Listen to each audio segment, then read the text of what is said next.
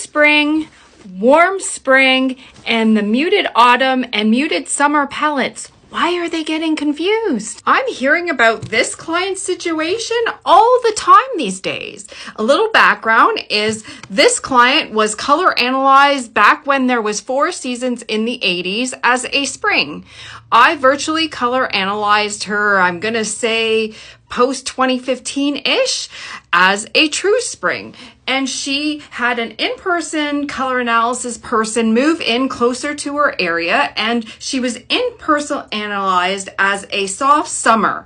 She tried out the soft summer things for a bit, found them quite draining. Even people were commenting about how drained she looked. She went back to True Spring, received so many compliments back, and even colored her hair to a level 9 strawberry blonde and feels back to herself. And when I meet with many clients over Zoom, this is a similar situation I hear. They were analyzed as a spring correctly in the 80s and wanted to be reanalyzed with the 12 or 16 season system, got reanalyzed as a soft autumn or soft summer and felt off in those colors but wore them anyways, and received a virtual color analysis result from me of true spring or warm spring, and tried out those colors and felt back to themselves and were so happy to get rid of the softer palette. I will also add that one look at the person's historical photos would have ruled out even thinking about the muted summer or muted autumn palette. Because in many of the cases, the natural hair color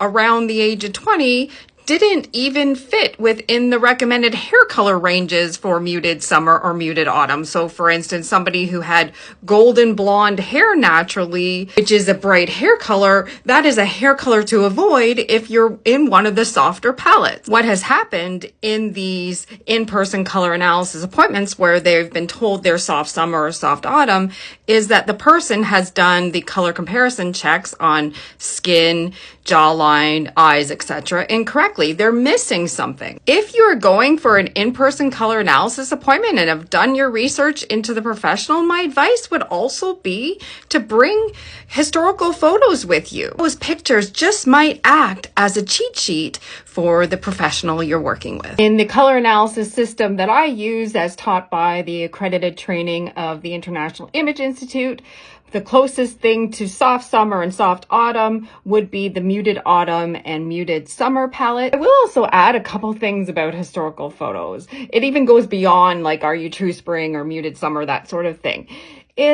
Historical photos are so helpful. So for instance, if you were a natural redhead at age 20, and I'm talking about obvious redhead, then you wouldn't be, for instance, palettes where the hair color recommendation ranges would say to avoid red, like cool summer, cool winter, true summer, that sort of thing. It saves a lot of time and effort even talking about those palettes or even contemplating those palettes. Another example in the system I use is a natural blonde can never be a winter palette because blonde hair fails harmony and balance checks with winter color palettes, among other checks likely. Your hair was naturally blonde around the age of 20, there's no reason to be wasting your time and energy even contemplating winter in the system I use.